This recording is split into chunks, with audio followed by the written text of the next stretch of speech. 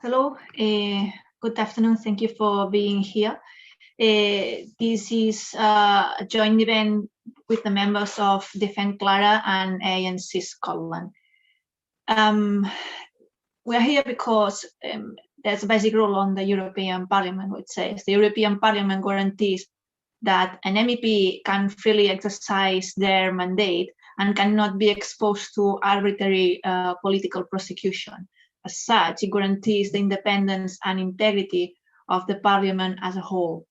As you know, last week the European Parliament voted to remove legal immunity from Clara Ponsatí, Carlos Puigdemont, and Toni Comín. This is an unprecedented move by European Parliament. The decision of lift their immunity, supposedly a legal matter, has been bluntly political.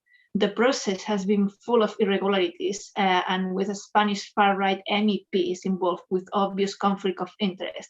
It is important to defend democracy in Europe to ensure this decision is revoked and it won't happen again. We must avoid what is happening today in Catalonia and its leaders from happening in Scotland tomorrow. We want to show today that we do not accept this as normal. And I'd like you to all the audience today to ask all the questions you feel and write it down on our YouTube channel on the right side, so our speakers will have a chance to answer later on.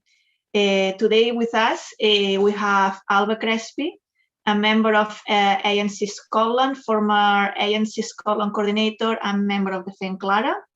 We have also James Puchowski, a candidate for the Scottish Greens at the Scottish Parliament elections this year, an international visitor at the Catalan referendum in 2017.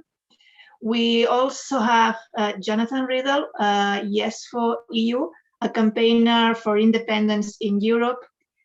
Also with us, Ronnie Cowan, SNP, member of the Parliament for Inverclyde, member of the All-Party Parliamentary Group of Westminster on Catalonia. And the last of our guests today is Amar Anwar. I think he doesn't need much presentations because he's basically who was defending Clara in Scotland. Unfortunately for us, he pre-recorded the message because he is now on a live TV for BBC Scotland and cannot do it, but you can see him live on BBC Scotland on the tonight's debate. Now, just I would like to start with our first panelist. Alba, please, can you go ahead? Hi, well, thank you for inviting me. So I would like to set a bit of the precedent of the why we are here today. So how we reached this point that the European Parliament removed immunity to Clara Ponsatí, Carlos Puigdemont, and Toni Comín. So the first thing I suppose everyone here knows that in Catalonia we had quite a long process already of fighting for independence. We started with local referendums, and then we have consultations. We had plebiscite elections. We had lots of demonstrations with millions of people on the streets, and so on. And people, every time there was a vote, it was always majority for independence. Now, in 2017, there was the last referendum that we had for independence, where the majority was for independence, and there was a huge state repression from Spain. Now, at this point, the Catalans went to Europe and said, listen, Spain is a repressive state.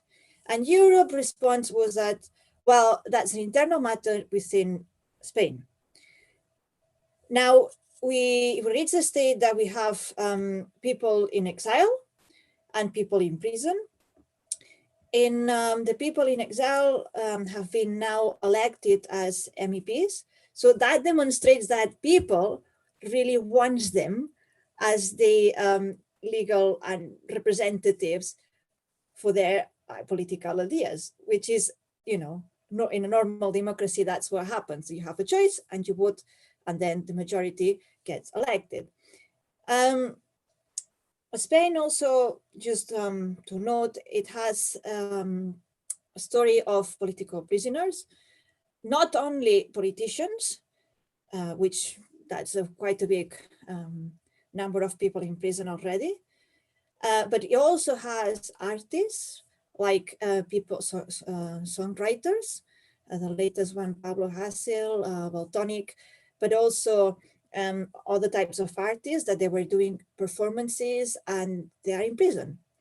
And so Spain, it is clearly a repressive state, and it's been on this list of political prisoners and so on. Now, what Spain is trying to do now is, because when Europe said that that was an internal matter, these countries didn't like to either side, not to Catalonia, not to Spain, because everyone wanted Spain to, wanted Europe to say they were in their side. So what happened now is that a Spanish politicians seem to manage to take control of certain parts of the European Parliament, or have more powerful people in it. And there was this vote where it was this commission, as Laura said, that they had lots of Spanish people in it, which clearly this is a conflict of interest.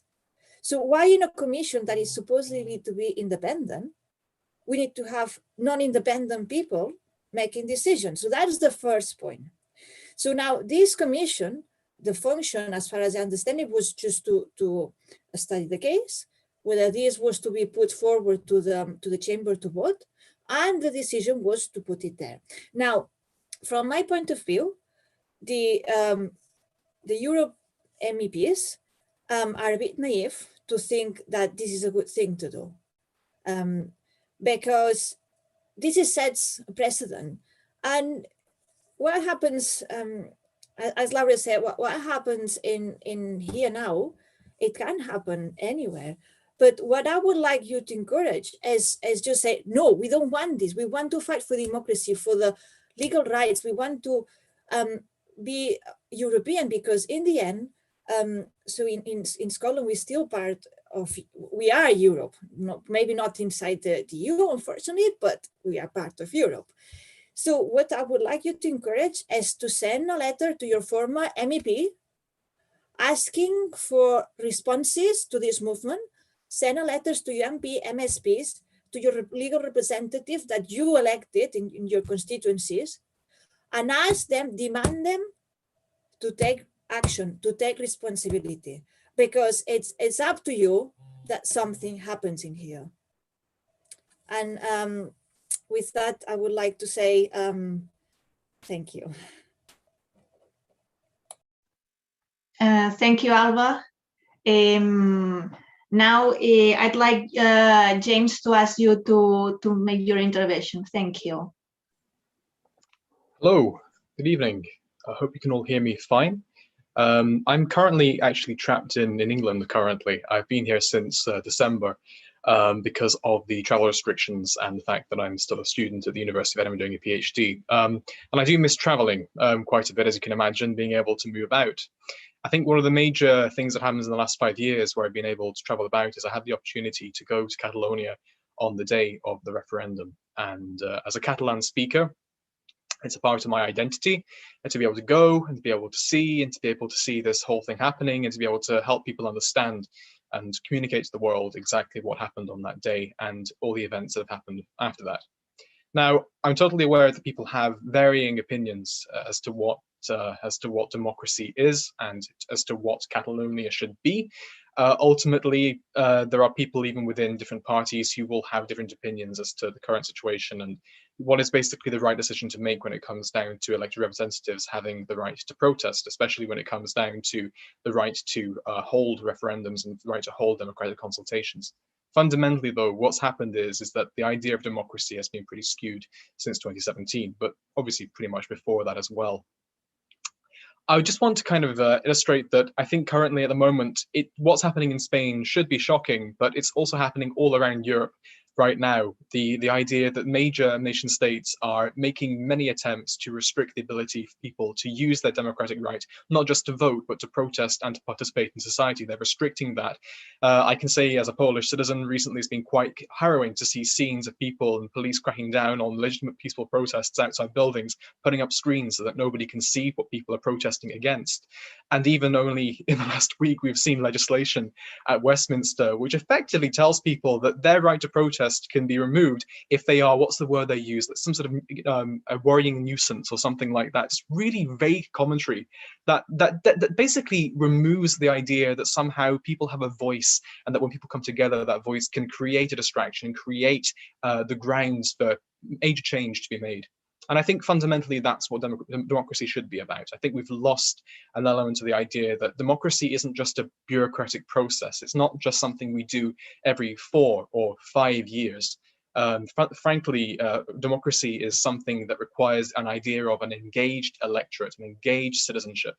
And that's basically what we've seen in Catalonia over the last 5 to 10 years. And it's quite harrowing to remember that what I saw, along with several other people who were there on the day, is seeing glass on the floor, blood on the floor, people with bruises, simply for even doing something as simple as a protest, whether or not you agreed that the referendum that day is a mandate for independence. And if it were a protest, even so, the conduct of the police since then, and the way that the state and the judiciary have behaved has been pretty appalling. And to say that it's an internal matter is pretty horrible.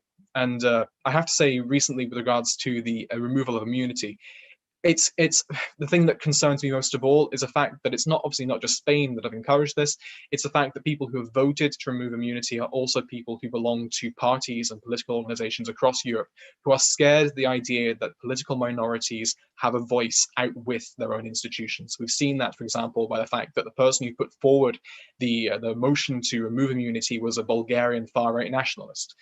Across Europe, there is a concern, I think, in the minds of many of the major politicians, major political networks, that we're going to use the European institutions to effectively give European minorities a voice. And that's pretty scary, because we should be wanting to increase democratic representation across Europe, not reduce it.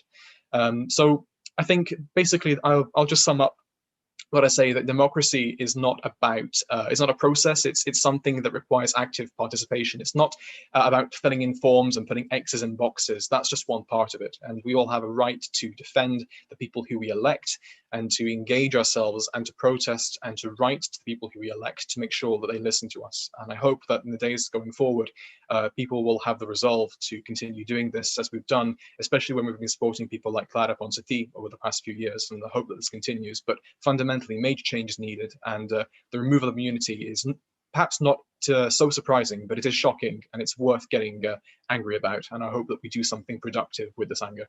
Thank you. Many thanks, James, for your intervention. I'd like now Jonathan to do his speech. Thanks, Jonathan. Bona nit. My name is Jonathan Riddle. I campaign for Scottish independence in Europe, waving flags on Princes Street when we can, handing out leaflets, the sort of basic political rights we should all expect to enjoy. Parliamentary immunity was created for the European Parliament specifically to stop political repression, to stop political prisoners. With the Catalan government of 2017, we have political prisoners in Europe. Some people want to redefine a few lines on a map, but they either end up in jail or find themselves hounded across the continent for organising a referendum. Taking away that immunity is Europe's shame. It's a direct threat to parliamentarians and to citizens across the continent. It is a sign to us all that we should not dare to threaten the power structures that exist. They should not try to make what are just some administrative adjustments, because that would threaten the place held by some powerful people.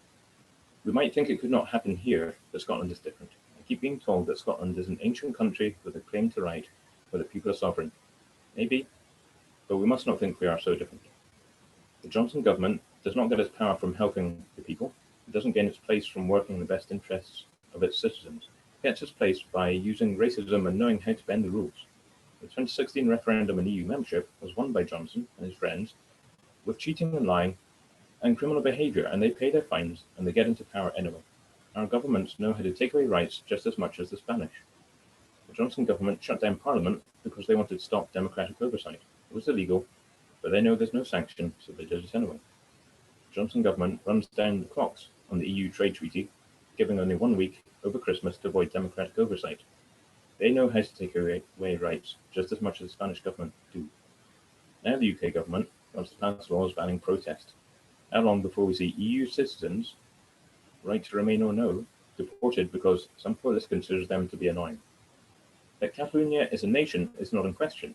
It says as much in the Spanish constitution. That the peoples have a right to self-determination is not in question. It says as much in the UN Charter. But the Spanish government have taken away that right from the people of Catalonia. They have created political prisoners and are hounding democratically elected politicians. I hope and trust the Scots courts won't deport Clara Ponsatí, but what happens when one more law gets turned against her? What happens when the same happens to the Scottish independence supporters?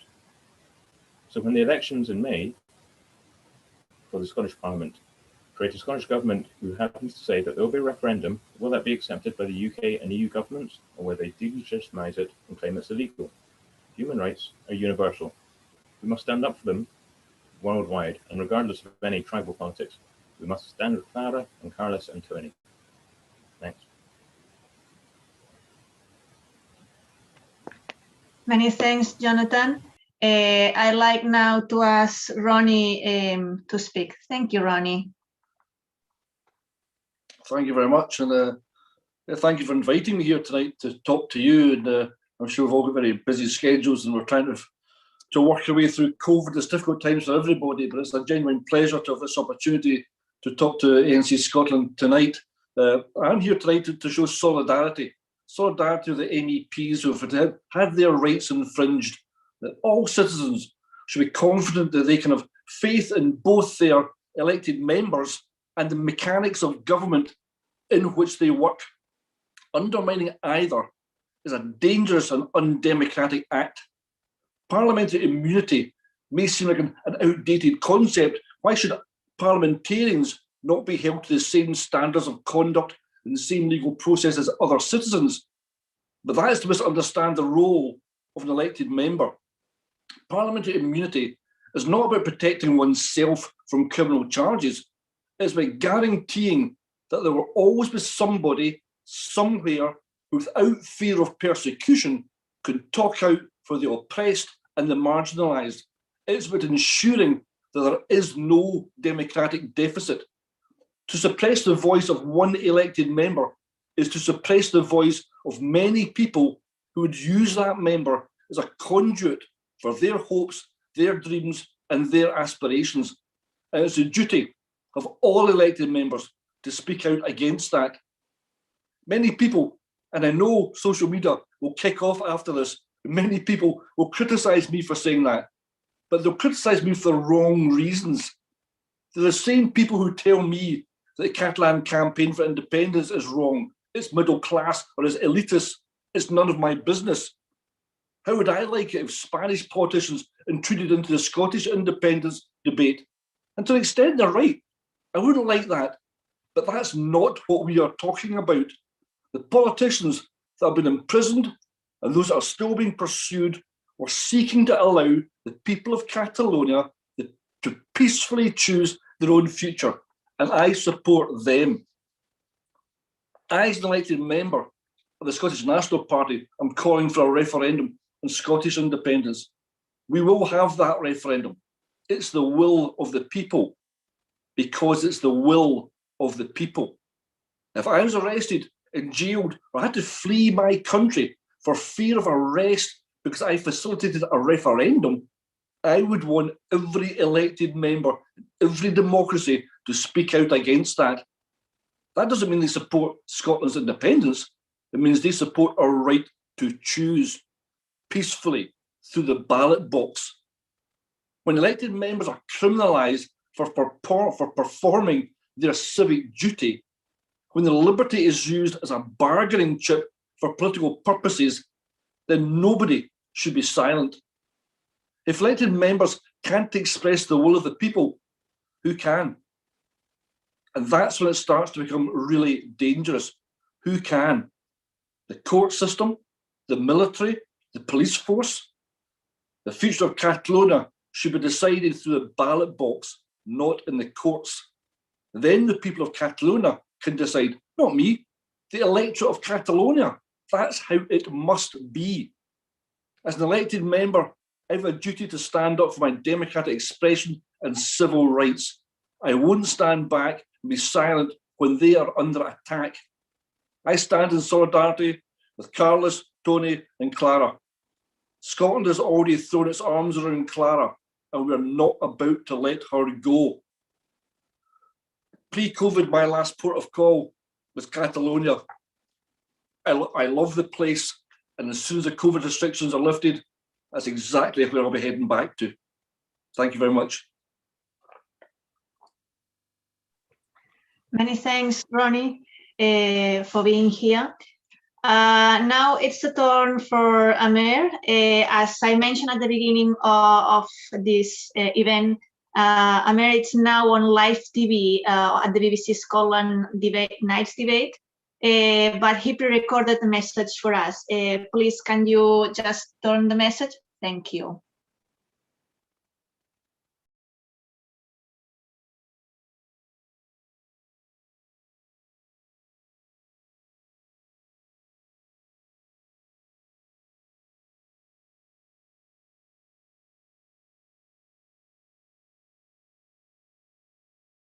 But I bring you good evening, my friends. I'm sorry I can't be with you tonight, but I bring you greetings, and I had to record this video in advance because of a prior engagement. Over the course of the last week or so, many will have been disappointed with the result of the European Parliament lifting the legal immunity of Clara Ponsatí, of Toni Comín and of President Carlos Puigdemont. But it didn't come as unexpected. The Legal Affairs Committee had already leaked its decision in advance. It was dominated by Spain and also chaired by a member of a Bulgarian far-right party. There was 42% of the European Parliament, which is testimony to the work of Clara and of Carlos Puigdemont and Toni Comín, that 42% actually voted against the lifting of legal immunity. What this actually means, however, is this: that there will be legal proceedings. I'm not going to go into the details of those, which the legal teams are preparing at this point in time. So it's not just simply a case of that the extraditions will take place. We think the system was flawed, we think the process was flawed, and ultimately this is a matter that will end up in the courts, I suspect, to be decided. And on the 1st of October, it's as simple as this. In 2017, I've said it so many times, the Spanish state used every tactic possible to bully, to blackmail, to harass, to intimidate. And only a few years earlier in Scotland, of course, we took for granted a fundamental human right, the right to vote. And whether we voted for or against independence in Scotland, it was a peaceful and democratic vote. And General Franco, I said it at the Diada a few years ago, would be so proud of a modern Spain, acting more like his fascist dictatorship, proud of the actions of Rajoy, the judges and the thugs in uniform, and subsequently the man that likes to call himself socialist, Pedro Sanchez. How can Spain explain its actions in the 21st century democracy? People are still able to march violently on the streets making fascist salutes. How is it that Spanish police officers face no disciplinary action for singing Franco a song? Why does Spain not unleash the full weight of the Supreme Court against those who were the real enemies of freedom and democracy on October the 1st? And we're not blinded to those images, which we saw so easily in Scotland. This is a deliberate attempt by the Spanish state to try and crush a people, for simply voting and attempting to decapitate a movement by jailing its leaders. The right to self-determination, as far as we are concerned, is a fundamental human right. And they will not crush the aspirations of Catalonia to restore its independence. You have conducted your struggle with dignity, with discipline, and with passion, and your freedom is tied to our freedom. Spain labels you terrorists, but whoever stands for justice and peace and fights for freedom cannot be called a terrorist.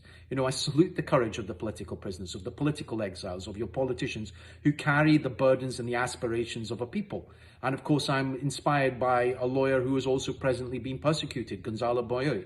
There is no doubt in my mind when the Spanish government talked of decapitating the Catalan government. It wanted to silence a movement and a people. And Pedro Sanchez said he wanted a political solution rather than a judicial solution. Well, he has shown exactly what he means by that. He means about it is the equivalent of a gangster walking into your home, taking your children hostage, holding a gun to your head, holding the children hostage for a year, and then saying he wants a peaceful solution. That is not a peaceful solution. That is no different to the actions and the conduct of the previous regimes that have taken control of the Spanish government. So I just want to say, close it for today, but say, you know, Clara, like others, was accused of orchestrating violence, and yet the warrant failed to specify a single act of violence, of incitement attributable to her. And surprisingly, there was no mention of the act of, you know, several thousand Spanish police and 6,000 security forces who were accused of carrying out brutal attacks or unprovoked attacks on the civilian population at over 2,000 polling stations. And for me, the litmus test for a civilized democracy is the justice system. And it's how it treats the weak, the vulnerable, and those who disagree with it. In a democracy, police officers are supposed to be the guardians of law and order, and Spain failed on October the 1st and subsequently failed again and again with its justice system. You know, and it comes down to this, you know, they have accused Clara, you know, it's surreal that the Spanish government, you know, blames the Catalan government for executing a law which was democratically voted on by the Catalan people. To put a charge of treason in contest, imagine tomorrow if the First Minister of Scotland, Nicola Sturgeon, was to call a referendum and the British Prime Minister sent in 15,000 police officers to attack voters, imprisoned half the Scottish government while issuing warrants for First Minister Nicola Sturgeon and others who sought sanctuary in Europe, threatening them with over 30 years in prison for treason if they were extradited or convicted. People would think we were mad. They would think it was an unthinkable nightmare. But that is exactly what happened to Catalonia, and it brings shame on the institution of European Parliament, of the European institution, because it gives a green light to other rogue states to act in the same fashion as Spain has. It's rank hypocrisy not to speak up. They should speak up. They are complicit in the attack on the human rights. They are complicit in the human rights abuses that have taken place of the Catalan people, of the Catalan politicians. You know, the Spanish authorities have criminalized the opinions and the votes of the parliamentarians and the ministers in exercising their duties. So I would say this, you know, the presumption of innocence, the right to a fair trial, the right to freedom of expression, the right to freedom of thought, the right to association, and the right to liberty and security will be fought for when it comes to Clara Ponsatí, to Toni Comín and Carlos Puigdemont. So I'll just simply say watch this space, and hopefully I will see you face to face very soon. Good luck. Thank you.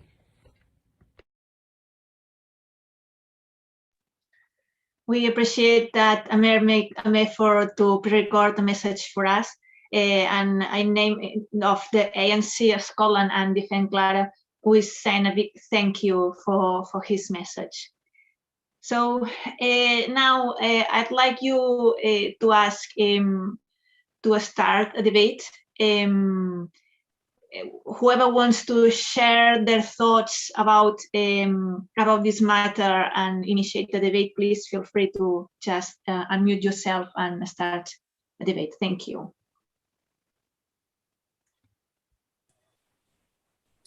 Well, just after all set in here, there is one question that it's kind of implicit, but maybe it is worthwhile to make some emphasis, and it's the fact that they are politically prosecuted. So wherever they go, whatever they do, Spain is trying to put barriers to stop their legal rights, and even, to stop their jobs, and in the end, they are politicians. So they are trying to do what they are good at, and Spain is trying to stop them. So it is important that to defend democracy and human rights, because at the end of the day, this is about human rights. So if these people are denied of their legal rights, what are going to happen to us? So this is just the tip of the iceberg. And I think we need to think carefully what are the potential implications for the rest of us.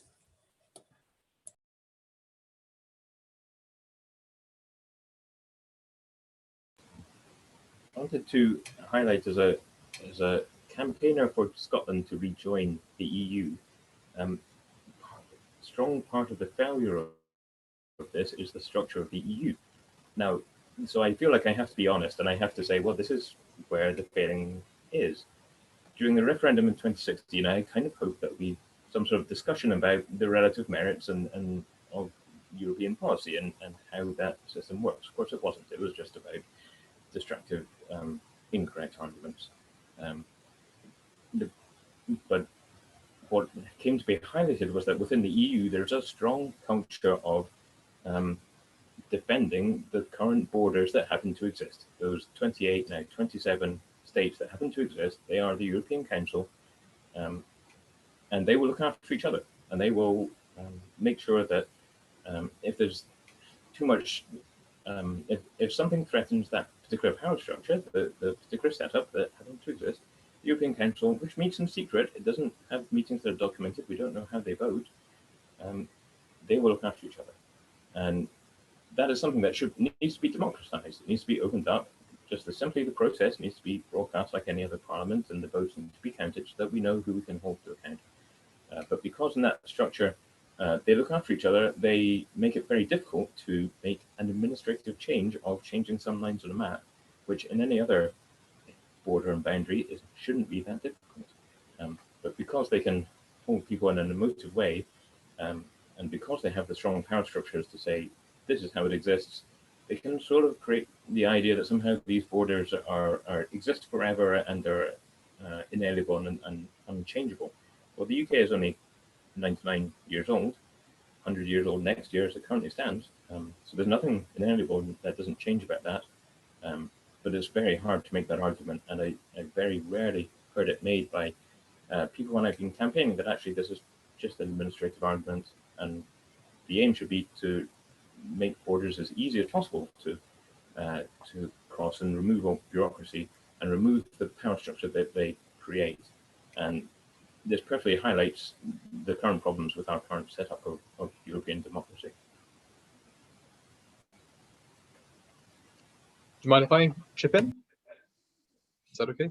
I think Jonathan raises a very important point, which is that obviously the European Union is set up in such a way that it's a union of states, it's a union of governments, and unfortunately what we don't see is the representation of the wider diversity of Europe, in the sense that there are stateless minorities throughout Europe, and in many cases they do not have access to the political representation that they would desire in order to be able to make their voices heard properly. Now, obviously a good example of where the EU is very, very bad in my book is that in terms of language policy, it's and this is not an anti-EU point, because of course I agree with Jonathan. I wish Scotland were an independent country within the EU, but when it comes, for example, to linguistic minorities, the Catalan linguistic minority in Europe has no way of being able to exert any pressure on European institutions, because where Catalan is spoken, both France and Spain have language policies that are incredibly targeted against the representation of linguistic minorities on the European stage. There are many things, for example, that demonstrate that the current setup of things needs to change.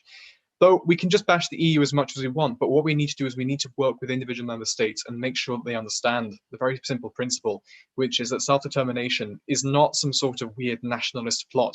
Because ultimately, when we talk about Catalan nationalism or Scottish nationalism, in many respects, we're trying to also critique the existing nationalisms that currently exist in both of these places, which is that there's this unity that is imagined, that's enforced on people.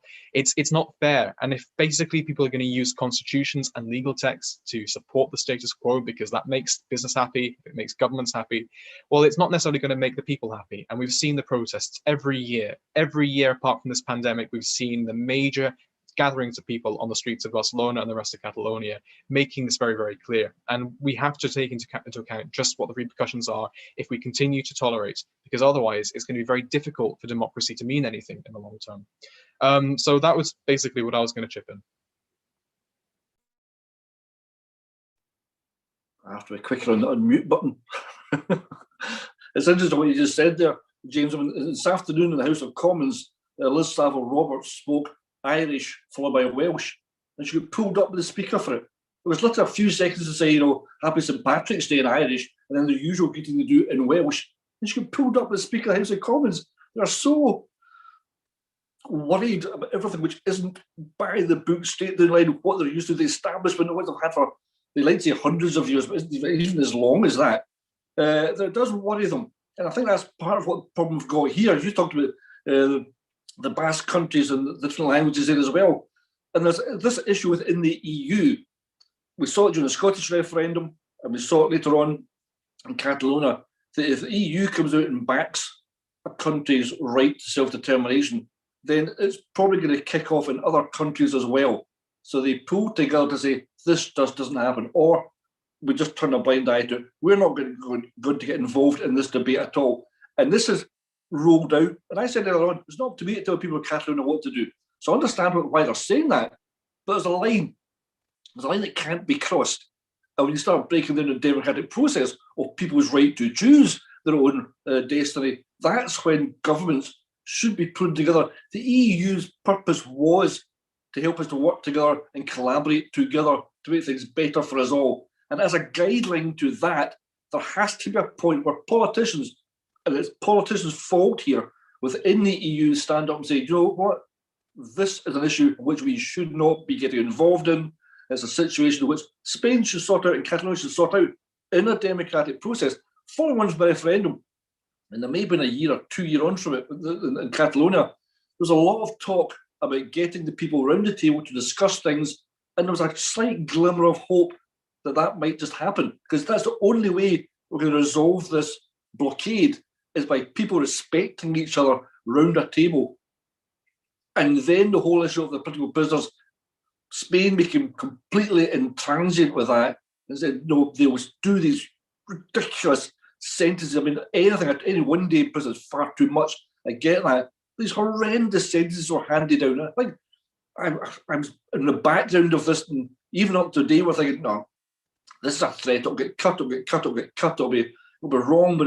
And then they hand out these horrific prison sentences. And they basically at that point just killed all the conversation.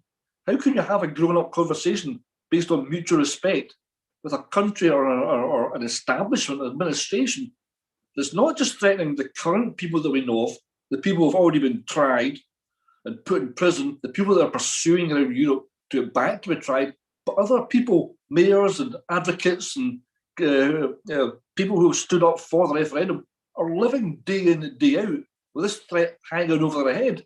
And the one thing they're trying to achieve is to shut people up. The threat hanging over their head is basically to stop them talking about this, and the will that it will slowly melt away and disappear like the snow in the spring. So it's hugely important that we keep on fueling this argument and fueling the discussion. You talked, last time I was in Catalonia, I've been up in Girona and I'd come down to Barcelona, and just wandering out in the streets one Sunday afternoon, there was this massive protest going on. So me being me, I go and I see it. And we got to a point in a square where one side of the square was the Catalonian independence movement joined together, and the other side of the square were people campaigning to keep Catalonia within Spain. And they were like 50 yards away from each other. There was no violence. There was no problem. At that point in time, I had real hopes that this movement could go forward in a democratic fashion. I saw a fairly elderly lady. I'm 61, so she was definitely elderly. She was older than me, and she got stuck in the wrong side of the argument. She was pro-Spain or pro-Union, and she was in the wrong side. And people took her by her arm and walked her across the square to masses of applause and put her on the other side.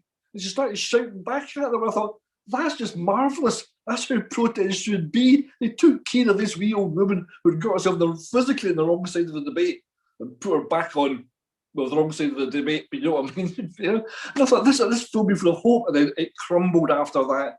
And as usual, in that situation, an establishment under threat stamps down the boot and cracks down, because the last thing they want is open and honest discussion. And the police and crime bill, which went through Westminster a couple of days now, is a very frightening thing to happen right now in the UK, particularly at this time when we're going through COVID, because when we come out of that, people are going to sleepwalk into this idea that I cannot go out and protest in the streets. It's an England-Wales bill, and I hope it will never find its way up into Scotland. But I'm a Scottish independence believer, but I still believe that within the United Kingdom, we have got some great movements who've got a voice they want to raise, and they should have every right to raise that voice in a peaceful manner. If we start cracking down on that, as James said earlier, putting barriers in so people don't know what the protest's about, that just fuels it. It just fuels the anger. It fuels antagonism. And we put our police force in the middle of that. And in Scotland, we've still got pretty good respect for our police force and the job they do. If we start putting them in the middle of this argument, then they'll come under pressure. And there's no need to do this. So back to the Catalonian situation, and it may just sound very simplistic, but this will only get resolved when Madrid, if you want to call it that, Madrid understands that they're building a bigger problem for themselves until they're prepared to listen to the people and let Catalonia have a free run at this and a free and open and democratic referendum to decide its future. And up until that point, they're creating a problem which is far bigger than it is. When I was in Catalonia, people were saying to me, if the referendum had gone on ahead properly, without the police beating people up in the street and ballot boxes getting hidden and stolen and papers getting destroyed, there's still a chance there is a chance that the union side would have won that referendum. And yet they ran scared from it because the consequences of losing it was too great for them to comprehend, which basically means to me, the consequences of the process of democracy coming with a result they didn't like was too great for them. And so they stamped down on it. That cannot be allowed in the 21st century in Europe. It shouldn't be anywhere in the world. But we like to think we're further down the line of democracy than other parts of the world. We like to think that. I'm just not seeing that right now.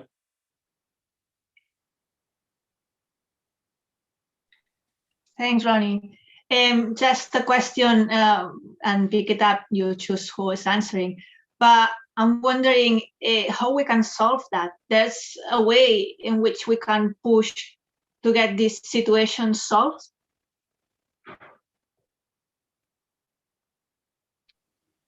I guess the best way is to elect politicians who have a very, very good understanding of what democracy is. We need people to be spreading awareness of the fact that when we talk about democracy, we're not talking about the idea of just electing people to make decisions on our behalf. We're not electing little dictators to make decisions on our behalf. Democracy is participation. And what we've seen continually is this idea that people are scared of the idea that if somebody has an idea that they want to get people behind, and if that was to go against a really strongly held ideological point, and you're not even allowed to discuss it, you're not even allowed to debate it, or that if you want to have a debate, no one's going to turn up. In the same way that you don't want to have a referendum if the other side isn't going to take place. You need to create and foster an environment where people understand that people will have different views to you, and it's important to make sure that people are talking to one another, but ultimately that we understand that the process in which we do that is the process that governs us. It's very convenient to imagine living in a world where laws are the be-all and end-all and are the extremities of our democratic process. But laws do not go above the democratic process. They are a consequence of the democratic process. And we have the ability through self-determination again and again and again to change the structures that govern us. And we need to have a more mature understanding of what that means, especially when it comes down to the democratic process. And it's concerning, again, not just to see it in Catalonia, but to see it all around the world. For example, right now in Hong Kong, we're seeing the gradual erosion of very strongly held really strongly held democratic processes that are just being removed for the sake of state unity, and this idea that certain beliefs have to be maintained, not because of the voluntary will of the people, but because people who are not you want you to have those opinions. So I think we need to start electing people. We need to be asking our candidates, do you believe in self-determination? Do you believe in this idea that communities have the right to exert democratic pressure? Do you believe ultimately that there should be a conversation between our elected representatives and the people, not just every 4 to 5 years, but all the time? Do we believe in that sort of democracy? Because ultimately, if we don't have that, then it's very easy, for example, to elect people who don't have to give a damn about what you think. And that sort of process is the reason why in Catalonia we see this massive mental disconnect between this idea that 50 to 60% of the people in Catalonia want a referendum, maybe even more. And that is not being received by the people in Madrid that basically are elected by the whole of Spain. So what is the situation? Well, we could go and do violent things, but that's what the democratic process is meant to replace. It's there because it is a peaceful way of making change happen, and by being able to use the determination and the voluntary will of the people to be able to put in laws and frameworks in place by common consent.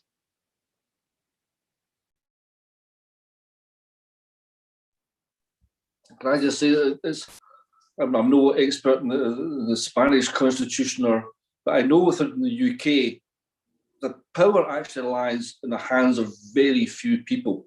We've got 650 MPs. The idea that we're all equal is just nonsense. You have a prime minister, and under him, you have a cabinet. If you've got enough power within the cabinet, then you can make things happen if you're a majority government, as we currently have the Conservative Unionists.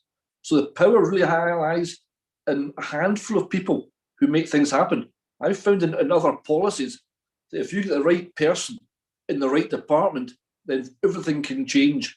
So it really is about, in some ways, there being a churn within the top levels of the Spanish government to find the right people who are prepared to listen to what you've got to say. And that comes about through democratic change. It comes through elections and trying to get the right people in the right place. Incredibly hard thing to achieve. But one person is prepared to give an ear to the argument and prepared to listen to it and explain it can make all the difference if that person is high enough up the food chain. I would like also to add a comment to this, and it's also that so either in Catalonia and in Scotland, the debate seems to be focused on getting the independence through a referendum. Now, in Catalonia, we had several referendums, consultations, and so on and so forth. And I would like to say that there are lots of other democratic ways to make independence happen.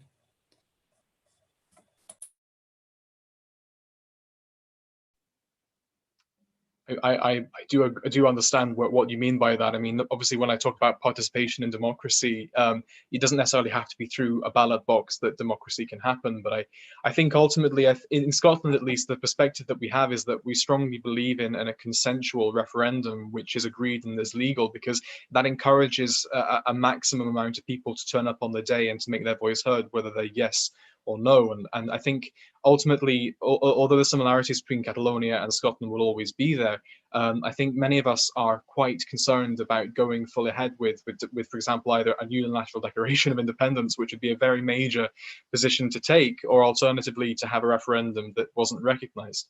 But ultimately, this comes down to what the will of the people is. And what we're seeing time and time again, both in Scotland and Catalonia, is that this independence issue isn't going away. So the question is organising. The question comes down to how we can actually effectively work together. And as I said, it will be a slow process because at the moment, the pandemic restricts so much of what we can do. But we need to start planning now, and especially when it comes down to working with our elected representatives and just engaging in a discourse saying, do you believe fundamentally in this very simple principle of self-determination, that regardless of what's going on right now, the people have a certain will, a certain desire, be it self-determination for a referendum or for independence. You don't necessarily want to confuse the two, but ultimately that's where we're going. In Catalonia right now, we've just seen once again the whole parliament elected with a pro-independence majority, and again it's quite worrying to see the reaction of unionists in Spain who don't understand where this is coming from. Well, engage, have that dialogue you're talking about the whole time. But if this continues, then this is only going to fuel more resentment, and maybe when this pandemic is over, we'll start to see the protests, we'll start to see the direct action that will hopefully fuel and give fuel to a proper democratic debate as to what Catalonia's future should be, regardless of what the current legal framework state. I think ultimately, though, we should be remembering that this has to be done peacefully. I think ultimately none of us are calling for violence. None of us are calling for murders. I think fundamentally we want to do this in a way that causes disruption. We should all be nuisances. That's what we should be. That's what being a democracy is about. We should all be our own little nuisance. But fundamentally, we should be understanding that it's about trying to convince people that the direction we're going on is one that's fair and equitable, and we shouldn't be frightening people into certain positions, because that's not productive. It's not healthy for a cohesive society.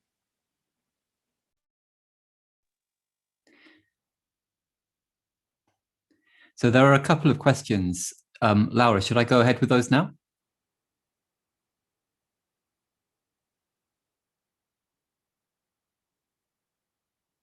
Okay, I'll go ahead with it. So there's a question, and let me perhaps ask it to Ronnie first. The question is as follows: I was taken aback by the lack of debate in the European Parliament chamber before the vote on the removal of the MEP's immunity. It seemed to be a rubber stamping of a legal affairs committee disproportionately loaded with Spanish MEPs. Does anyone know whether the MEPs got the chance to debate this?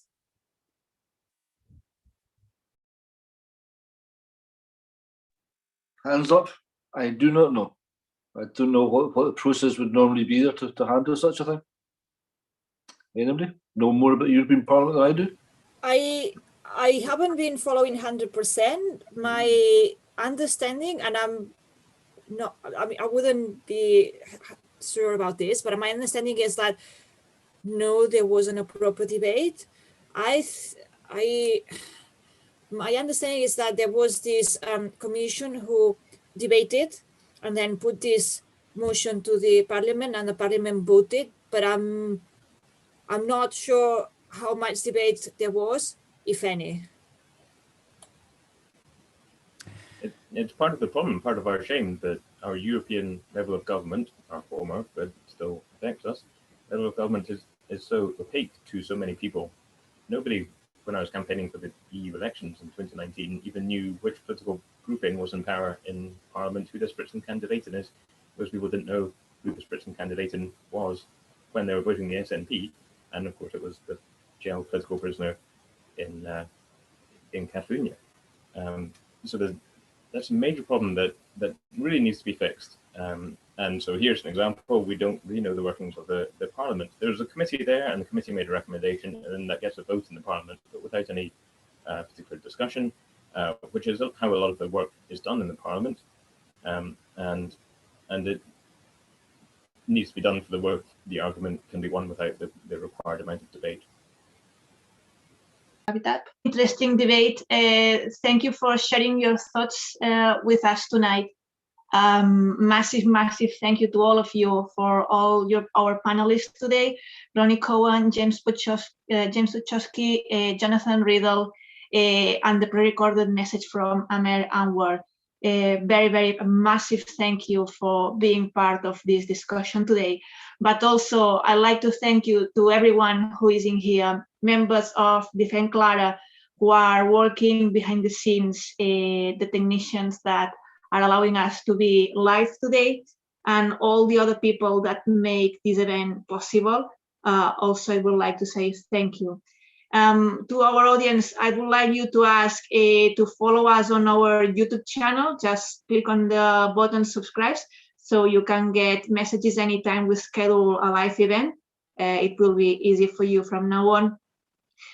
Also, you can follow us on our social media, Facebook and Twitter, where we advertise all the events we are doing. Follow us on Facebook and Twitter. This video will be available on YouTube from now on, and that's, I think, yeah. Also, thanks to Pep and Jerry for being behind the scenes, and nothing else. I think it's just time to say thank you to all the audience for being here.